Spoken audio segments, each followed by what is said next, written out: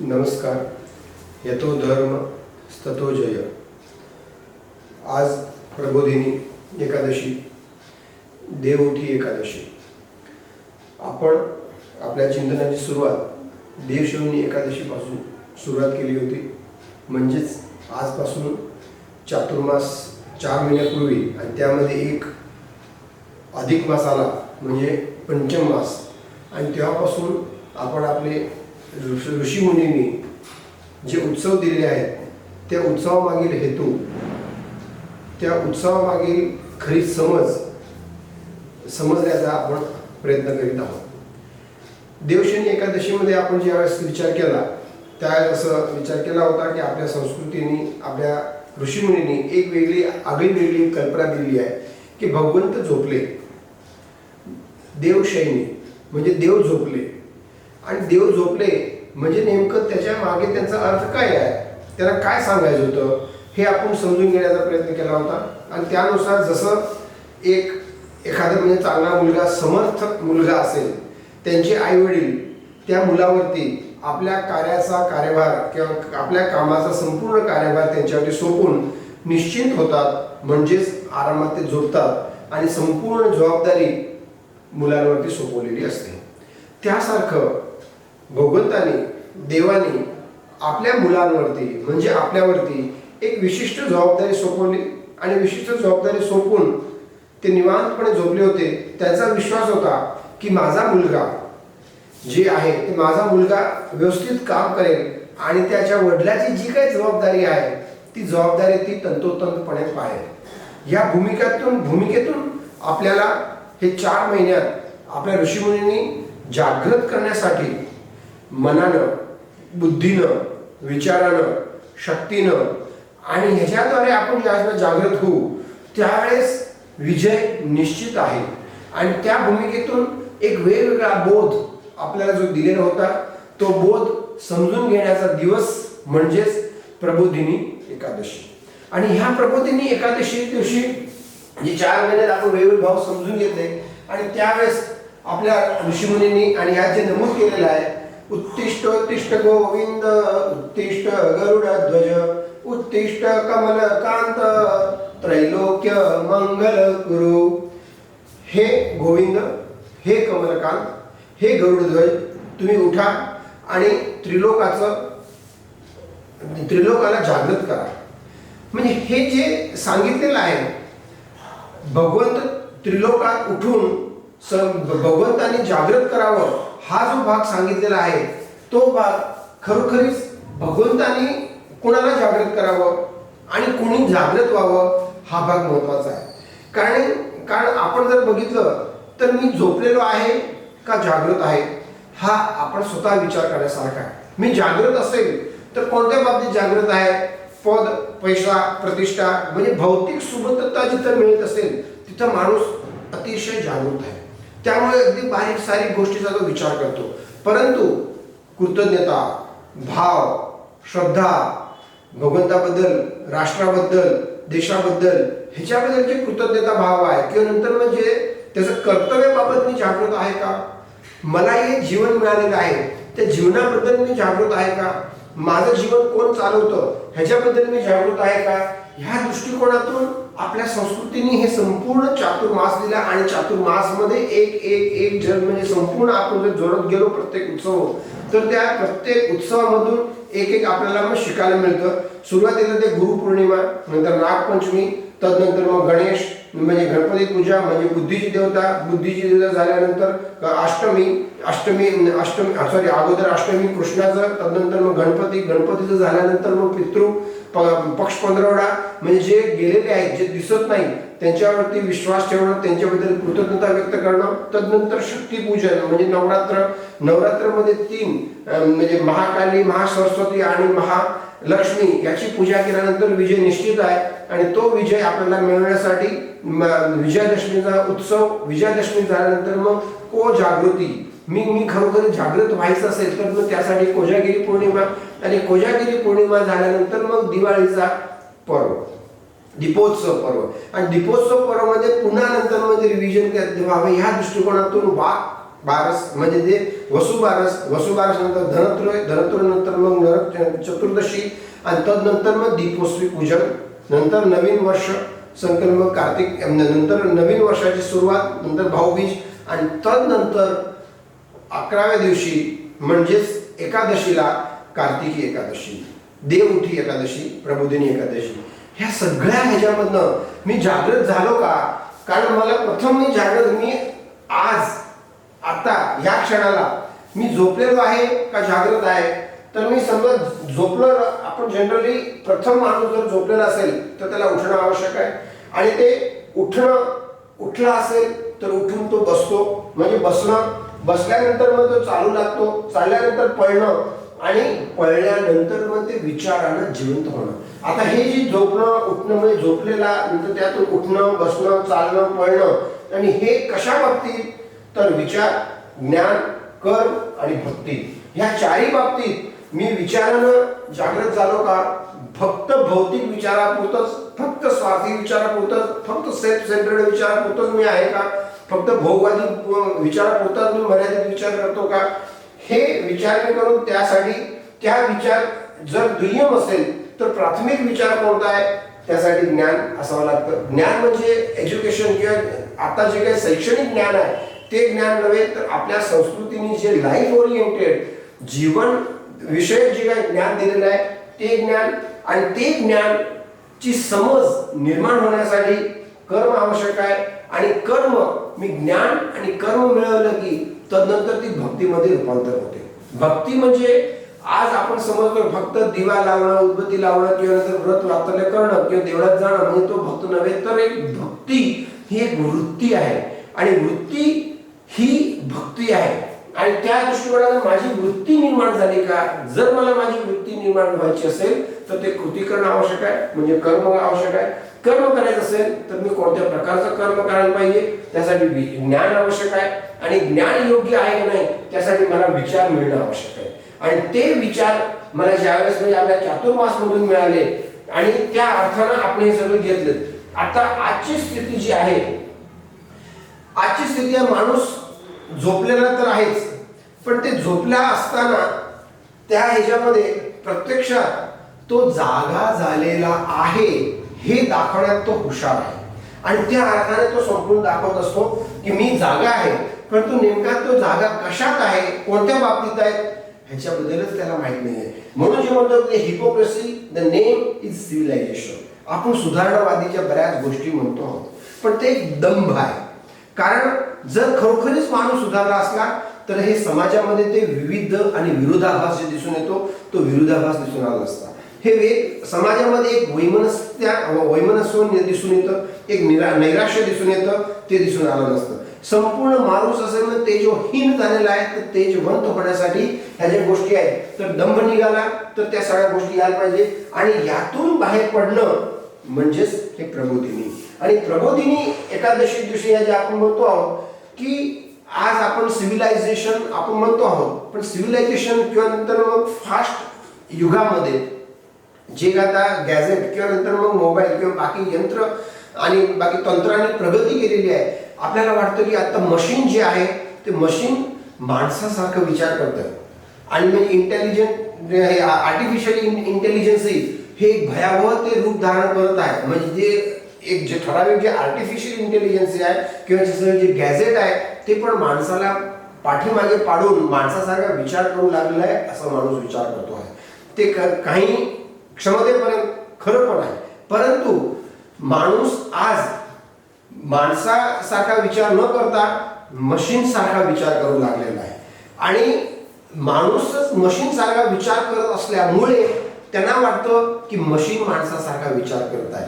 कसं? समजा आज फॉर एक्झाम्पल म्हणून घ्यायचं झालं तर आपल्याकडं मोबाईल ॲप असतो की मोबाईलमध्ये वेगवेगळे ॲप्स आहेत आणि त्या वेगवेगळ्या ॲप्समध्ये प्रत्येक माणूस स्वतःची दैनंदिन दिनचर्या हे वेगवेगळ्या ठिकाणी तो फिक्स करीत असतो. सपोज सकाळी मला वॉकिंगला जायचं असेल किंवा रनिंगला जायचं असेल तर त्या ह्याच्यामध्ये फिक्स केलं जातं. त्यामध्ये सर्च करतो की मी किती पळायला पाहिजे, माझी क्षमता किती आहे.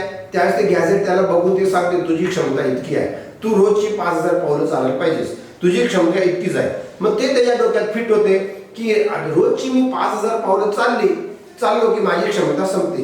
पण आणि त्या दृष्टिकोनातून समजा 5,000 पेक्षा जास्त पावलं चालू लागला किंवा चालला तर त्याला एक भीती निर्माण होती की मी रोजच्या पेक्षा जास्त चालू लागलेलो आहे आणि कावळा बसायला आणि धापी तुटायला आणि क्षणभर समजू की आपण 5,500 त्याने पावलं चालला असेल आणि सर्दी झाली तर त्याला वाटतं मी 5,500 पावलं चाललो त्यामुळे मला भीती हे सगळं लागलेलं आहे.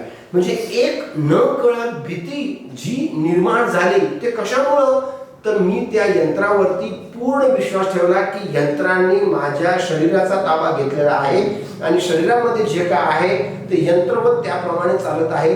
हा विचार माणसाच्या मनात दृढ झालेला असतो आणि ते दृढ झालेल्या विचारानुसार माणूस असा विचार करू लागतो. ही आजची स्थिती आहे आणि त्यामुळे संपूर्ण जे चित्र दिसत आहे की माणूस एक यांत्रिक बनलेला आहे. माणसामध्ये भाव श्रद्धा हे बोलतो आहे परंतु त्याचा अभाव दिसून येतो आहे. म्हणून प्रत्येक संबंधामध्ये दुरावा निर्माण होतो आहे. घटस्फोटाचे प्रमाण वाढत आहे.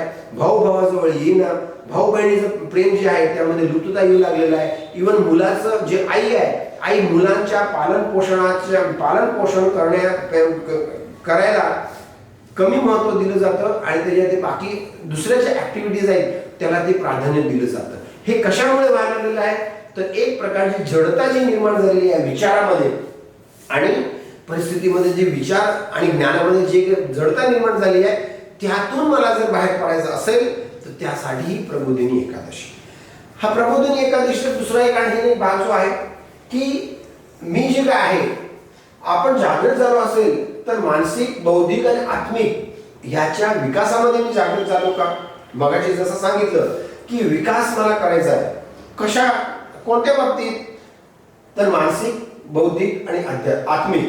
मानसिक बाबतचं आज जे बरेच मनोरुग्ण किंवा बरेच मानसिक रोग निर्माण झालेले आहेत त्याचे कारण काय आहेत तर आपलं मनाकडे असलेलं दुर्लक्ष. आपण मनाकडे लक्ष देत नाही आहे कारण काय मनाच्या शिवाय आपण कोणतीही कृती करत नाही परंतु मनाकडे पूर्णपणे दुर्लक्ष असतं आणि मनाकडे दुर्लक्षित त्याचे परिणाम आहे.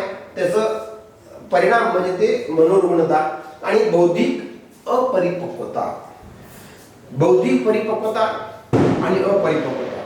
मी मस्त ग्रॅज्युएट झालो PhD झालो डॉक्टरेट मी घेतली त्यामुळे तो बौद्धिक परिपक्व होत नाही कारण तो बौद्धिक परिपक्वता असला तरी पण त्या ह्याच्यामध्ये जे शिकलेलं आहे त्यामध्ये कदाचित ते टीप कागदाप्रमाणे ते मेमरी त्याची असले त्यामुळे तो पहिल्या क्रमांकाला येतो.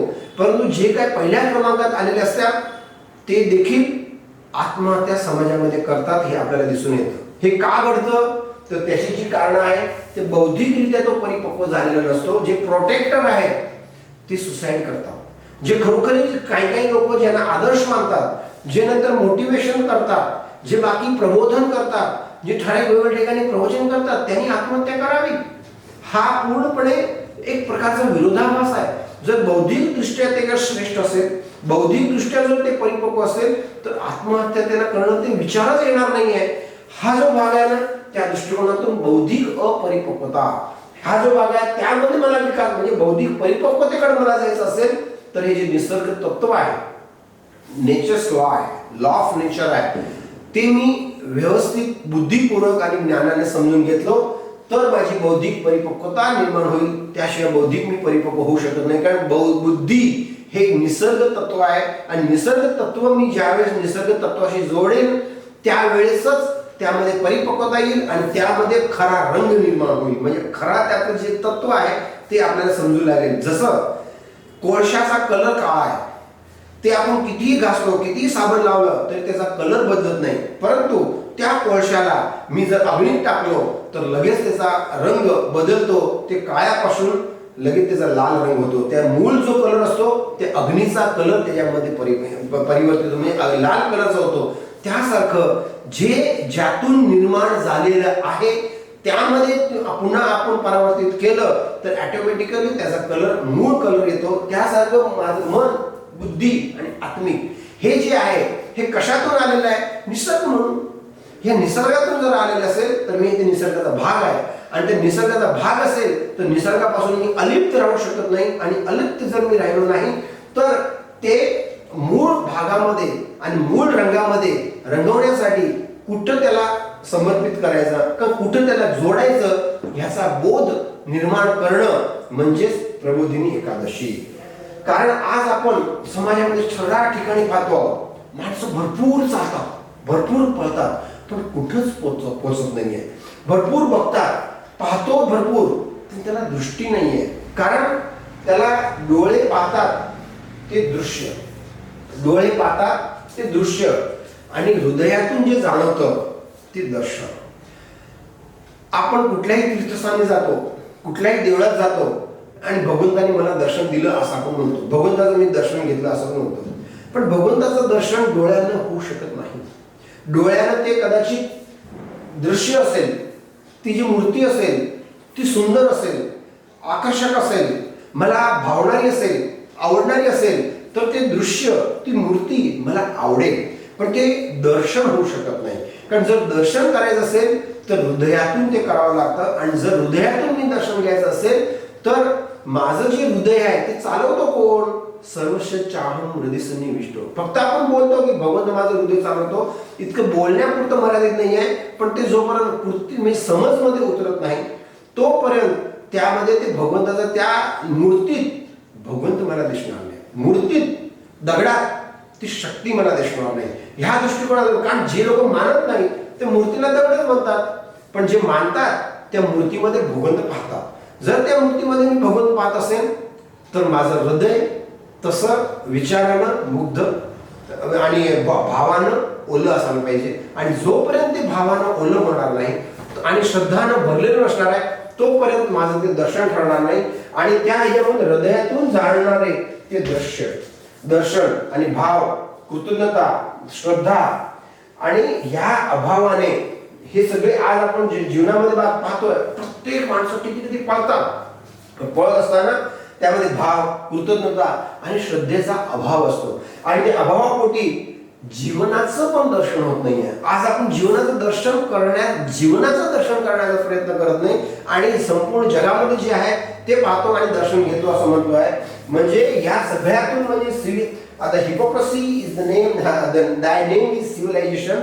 म्हणजे हे जे दंभ, म्हणजे हे जे सुधारणावादी जे आहे हा एक दंभ, त्याला जे आपण म्हणतोय नेम इज सिव्हिलायझेशन. आणि यातून जर मला बाहेर पडायचं असेल तर या ह्याच्यामध्ये जीवन दर्शन मला घ्यायला लागेल. आणि त्या दृष्टिकोनातून आपल्या संस्कृतीने प्रबोधिनी एकादशी ही मला सांगितलेली आहे. आणि त्या ह्याच्यामध्ये प्रबोधिनी एकादशी नंतर तुळशी विवाहाला सुरुवात होती.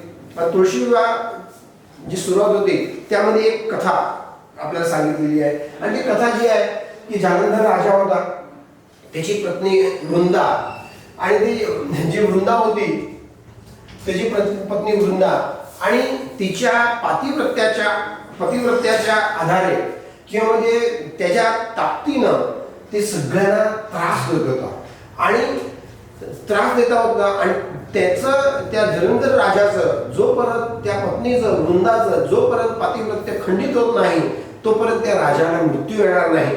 आणि त्यामुळे विष्णूंनी आपल्या ह्याचं पातिव्रत्य खंड केलं, आणि खंड केल्यानंतर खंडित केलं, आणि ते वृंदाला कळाल्यानंतर त्याला श्राप दिला, आणि विष्णू हे शालिग्राम बनले. ही आपण कथा ऐकलेलो आहोत. आणि त्या कथेनुसार तुळशी विवाह करीत असताना वृंदाला मध्ये तुळशी विवाह केला जातो आणि बाकी सगळ्या ते कर्मकांड केलं जातं. पण हे जी कथा आहे ती एक रूपकात्मक कथा आहे. रूपकात्मक कशी की आपल्या संस्कृतीने वेगवेगळ्या कथा काय काय दिलेल्या आहेत त्या सगळ्या रूपकात्मक आहेत. आणि त्या रूपकात्नुसार वृंद, जसं राजा जलंधर राजा आहे त्या पत्नीचं नाव ते वृंद होती, आणि वृंदा वृंद म्हणजे समूह. आता हे जे वृंद आहे त्या समूह जो आहे आणि जे एकनिष्ठता, मग थोडक्यात पतिव्रता आपण म्हणतो किंवा पत्नीव्रता म्हणतो, तिथं एकनिष्ठता हे सांगायचं असतं. कोणी कोणाला एकनिष्ठ आहे हा त्याचा भाग आहे. पत्नी पतीला एकनिष्ठ असेल तर ती पतिव्रता आहे. आणि त्यानुसार ती जी वृंदा ही जी पत्नी होती ती राजाला एकनिष्ठ होती. आता वृंद म्हणजे जी समूह होता, थोडक्यात तो जो समूह होता तो समूह एकनिष्ठ होता. कोणाला? राजाला. राजा काही करे मग त्या कार्याला तो त्याच्याशी राजाला एकनिष्ठ होता, राजाच्या विचारधारेला एकनिष्ठ होता. आता त्या आणि तो जो आहे एकनिष्ठ तो होता आणि त्यामुळे त्याला पतिव्रता म्हणून सांगितलेलं आहे. हे रूपकात्मक सांगितलेलं आहे. सपोज आज आपण बहुतांशी लोक जे आहेत ते एकनिष्ठ कोणत्या विचाराशी आहोत, तर पाश्चिमात्य विचाराशी एकनिष्ठ आहोत. आपल्या वैदिक संस्कृतीने सांगितल्याप्रमाणे, आपल्या संस्कृतीने सांगितल्याप्रमाणे आपण ते आपल्या वैदिक संस्कृतीच्या विचाराशी एकनिष्ठ नाही, आपल्या सनातन समाजाच्या एक विचाराशी एकनिष्ठ नाही. आपल्या संस्कृतीमध्ये आपल्या ऋषीमुनींनी ज्या गोष्टी सांगितलेल्या आहेत त्या विचाराशी एकनिष्ठ आहे. आपण कर्मकांड करीत आहोत त्यामुळे मी त्या विचाराशी एकनिष्ठ आहे हे होऊ शकत नाही. जर त्या मी विचाराशी एकनिष्ठ असेल तर हे मगाशी जे सांगितलं होतं ते विचार, ज्ञान, कर्म आणि भक्ती हे परिपूर्ण व्हायला पाहिजे, तर विचाराशी एकनिष्ठता येते. आणि आज आपण जे आहोत कोणाशी, तर पाश्चिमात्य लोक कोणी सांगत असेल तर त्याच्याशी एकनिष्ठ आहोत. शाळेमध्ये कारण आज पुनर्जन्म बहुतांशी लोक मानत नाही. Young generation maximum young generation 90-95% मानत नाही. कदाचित मानत असतील पण ते स्वीकारत नाही. त्याचप्रमाणे भगवंताचं अस्तित्व, ते भगवंताला मानत असतील पण भगवंताचं अस्तित्व स्वीकारत नाही आहे. कारण त्याच्या विचाराचा पडगा जी त्याच्या विचारामध्ये पाश्चिमात्य लोकांची पूर्णपणे त्या विचाराशी एकनिष्ठ आहे. कारण त्या लोकांचं जी विचारधारा आहे की पुनर्जन्म नाही आणि भगवंताचं अस्तित्व नाही, हे मेटाबॉलिझम आहे आणि त्यानुसार सगळ्याचं अस्तित्व आहे. त्यामुळे म्हणून आपण कितीही बाकी व्रतजप करत असेल पण भगवंताचं अस्तित्व मी स्वीकारत नसेल तर मी भगवंताची एकनिष्ठ नाही आहे. तर भगवंताचं सगळी मी पूजा अर्चा करतो, 16 सोमवार करतो, चातुर्मास करतो, हे सगळं करत असताना एकनिष्ठ मी जर असेल तर त्यांच्या विचाराशी आहे. आणि म्हणून आपल्या भारतीय संस्कृतीत खास करून हिंदू समाजामध्ये वेगवेगळे जे आहेत, वेगळ्या उपासना असल्या तरी पण त्या उपासनेमध्ये आंधळं कर्मकांड घुसलेलं आहे. आणि ते आंधळं कर्मकांड घुसलं असल्या कारणाने माणूस करतो आयुष्यभर पण ते पोचत कुठंच नाहीये. म्हणून मी मगाशी सांगितलं माणूस धावतोय आयुष्यभर पण ते पोचत कुठंच नाहीये. ध्यानमग्न होतोय पण त्याला दर्शन घडत नाहीये. आणि त्याची कारण तर एकनिष्ठ तो आपल्या विचाराशी, भारतीय विचाराशी नाही आहे, आपल्या ऋषीमुनीशी एकनिष्ठ नाही आहे. तसं हे जे जालंधर राजा होता त्याचा जो समूह होता तो भोगवादी विचाराशी एकनिष्ठ होता. आणि त्या भोगवादी विचाराशी एकनिष्ठ असल्या कारणानं त्या भोगवादी विचाराच्या मुळे लोक त्राहिमाम झालेले होते आणि लोकांना त्रास होत होता. आणि जसं आज आपण ते भोगवादी विचारधारेमुळे त्रास होतो आहे पण आपल्याला जाणवत नाहीये, ते परिणामासाठी आपण धावतो आहे पण ते कुठं त्याचं उत्तर सापडत नाहीये.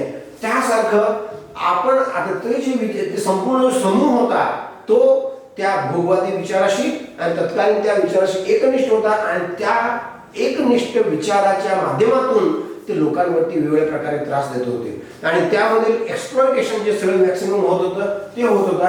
आणि तोच राजाचा मृत्यू कसं होईल तर ती संघनिष्ठा, त्या विचाराच्या लोकांची जी संघनिष्ठा होती ती संघनिष्ठा जर तोडली तर त्या राजाचा मृत्यू होईल, असं हे रूपकात्मक आहे. म्हणजे पातिव्रत्य जे पतिव्रता जे आहे वृंदा, ही पतिव्रत्य त्याचं खंडित झालं म्हणजेच त्याची जी एकनिष्ठता आहे ती एकनिष्ठता जर तोडली तर त्या राजाचा मृत्यू होईल. आणि त्या भूमिकेतून भगवंतांनी, विष्णूंनी ते जे संपूर्ण संघ होता त्या संघामध्ये एक वेगळ्या प्रकारचा विचार जे आपल्या वैदिक संस्कृतीत होता त्या विचार त्याच्यामध्ये हळूहळू म्हणजे प्रेरित करायला प्रयत्न केला.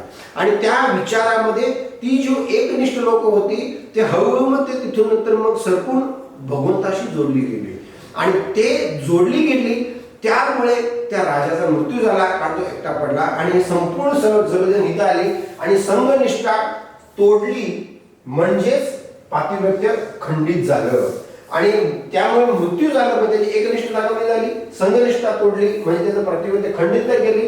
आणि जडता जी होती विचारामध्ये ती जडता निघून गेली आणि वनस्पतीसारखं चैतन्य आलं. आणि वनस्पतीसारखं चैतन्य आलं त्याचं प्रतीक म्हणजे तुळस. आणि ते वनस्पतीसारखं चैतन्य आलं आणि त्या चैतन्यामुळं, त्या विचारामुळं त्या संपूर्ण संघाला, त्या समूहाने विष्णूचे विचार मान्य केले. आणि विष्णूचे विचार मान्य केले त्यामुळे तो जो वृंद म्हणजे समूह म्हणजे त्याचं बहुवचन वृंदा ही जी आहे हिचं पातिव्रत्य खंडित झालं आणि त्यामुळे सगळी जी लोक होती ते विष्णू सोबत झाले आणि वनस्पती सारखं स्वयंविकास करण्याचा प्रयत्न करू लागले आणि ते म्हणजे तिथं शालिग्राम म्हणून तिथं राहिलं आणि तिथं नंतर मग तेव्हापासून तुळस आणि बाकी पण वेगवेगळे कारणं आहेत की म्हणजे तुळस जे आहे औषधी रूपात देतं ते प्रतिनिधी स्वरूपात आहे आणि आपल्या ह्याच्या संस्कृतीमध्ये वनस्पती पूजन किंवा ह्या ज्या सगळ्या गोष्टी सांगितल्या ते पण वेगवेगळे आहेत कारण ह्या कारणानुसार थोडक्यात तुळशी विवाहाला सुरुवात झाली, भगवान शालिग्राम बनले आणि त्याचं ते पूजन तेव्हापासून होऊ लागलं. आता ह्या सगळ्या गोष्टी आपण प्रबोधिनी एकादशी नंतर 4 दिवस तुळशी विवाह करतो आणि तुळशी विवाह झाल्यानंतर आपल्या व्यवहारिक विवाहाला मुहूर्ताला मान्यता मिळते आणि माणूस तो विवाह करून नंतर मग आपलं धानधन्य म्हणजे आपला संपूर्ण व्यवहार आणि सुरुवात करतो, संसाराला तो सुरुवात करतो. आता हा जो पूर्णपणे जो भाग आहे थोडक्यात जर आपण सांगायचं झालं तर त्या ह्याच्यामध्ये विवाहाच्या बाबतीत जर असलं तर मग त्या आपल्या संस्कृतीने विवाह केव्हा कधी कसा करावा हे मुहूर्त जे दिलेले आहेत त्यावरती पण बरेचसे रिसर्च झालेले आहे की मुलाचा गर्भ कधी राहतो, त्या मुलाचा गर्भ राहिल्यानंतर मग ज्यावेळेस मग त्याची डिलिव्हरी होणार असेल त्या 9 महिन्याच्या कालावधीमध्ये तो जो महिना असेल जसं मग मागचा चातुर्मास, हे चातुर्मास म्हणजे पूर्णपणे शारीरिक क्षमता कमी झालेली असते, पूर्णपणे म्हणजे जठराग्नी मंद झालेली असते आणि बाकीचं वातावरण आहे ते म्हणजे खंडे झालेलं असतं. त्यामुळे ह्या पिरियडमध्ये जर मुलाचा जन्म झाला किंवा 7व्या महिन्यामध्ये पण जे म्हणजे चातुर्मासामध्ये सगळ्या गोष्टी आल्या तर त्या मुलाच्या शरीरावरती, मनावरती आणि बुद्धीवरती त्याचा परिणाम होतो. असे सगळे रिसर्च आता आलेले आहे. म्हणजे सांगण्याचं तात्पर्य हे जे संपूर्ण चातुर्मास दिल्यानंतर तुळशीचा विवाह केल्यानंतर मग सर्वसामान्य माणसाला प्रेरित केलं की तुम्ही आता म्हणजे संसार करण्यासाठी अनुमती दिली आणि संसार करण्यासाठी अनुमती दिल्यानंतर आता जो काळ आहे त्या ह्याच्यानंतर मग जे संसाराला सुरुवात झाल्यानंतर मुलं जे होणार जे ठराविक पुढच्या 9 महिन्यात त्या दृष्टिकोनातून हे जे दिलेलं आहे आपल्या संस्कृतीने, आपल्या ऋषीमुनींनी ते खरोखरच एक दिव्य आणि विचार करण्यासारखं आहे जे आपण आज त्याचा विचार करत नाही आणि आंधळ कर्मकांड करीत असतो. आणि ह्या दृष्टिकोनातून जर मी आंधळ कर्मकांड करत असेल तर प्रबोधिनी एकादशी केलो काय आणि केलं नाहीत काय आणि फक्त उपवास करून फक्त खाण्यात बदल करून मी प्रबोधिनी एकादशी साजरी केली किंवा मांडलो हे बोलण्यात काही अर्थ राहत नाहीये. कारण जे गोष्टी मी जे करत आहे ते बुद्धिपूर्वक, समजपूर्वक आणि कृतीनं आणि वृत्तीनं जर मी करत असेल तर तो खरा उपवास आणि तर ते खरी म्हणजे ते आपली एकादशी आहे. आणि मी जागृत झालो असेल, कदाचित मी 4 महिने जागृत झालो नसेल तर आपल्या संस्कृतीने म्हटलं की आता बोध घे किंवा जे तुला बोध मिळालेला आहे, झोपलेला होतास, कदाचित तुला समज झाली असेल तर उठून बस. पुढच्या देवशनी एकादशीपर्यंत तू विचार करायला पाहिजेस मी नेमकं काय करायचं आहे. आणि त्या भूमिकेतून आपल्याला ही जी संस्कृती होती आणि म्हणून जे काय मला आपल्याला आपण पाहिलं 4 महिन्यात तो बोध मी समजून घेण्याचा, जीवनात उतरण्याचा प्रयत्न करूया आणि प्रयत्न करण्यासाठी भगवंताकडे शक्ती आणि बुद्धी मागू. इतकं बोलून माझं भावपुष्प गोविंदाचरणी अर्पण करत आहे. असतो.